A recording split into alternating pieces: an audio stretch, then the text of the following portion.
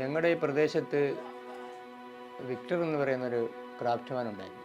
അദ്ദേഹത്തിന് വിദേശത്തു നിന്ന് എവിടെയോ കിട്ടി, ഒരു 50 വർഷങ്ങൾക്ക് മുമ്പാണ് വിദേശത്തു നിന്ന് എവിടെയോ കിട്ടിയ ഒരു ഗ്രീറ്റിംഗ് കാർഡിൻ്റെ അതിനകത്ത് ഈ വൈക്കോൽ ആലേഖനം ചെയ്ത ഒരു ചിത്രം ഉണ്ടായിരുന്നു.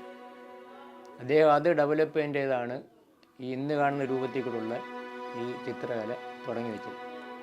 അപ്പോൾ അദ്ദേഹം തുടങ്ങുന്ന സമയത്ത് ഒരു 40-50 വർഷങ്ങൾക്ക് മുമ്പുള്ള കഥയാണ്. നാട്ടിൻപുറത്ത് ജോലിയൊന്നും ഇല്ലാതിരിക്കുന്ന സാഹചര്യം അന്നേരം. അപ്പോൾ ആ സാഹചര്യത്തിൽ ആളുകളെ ഇത്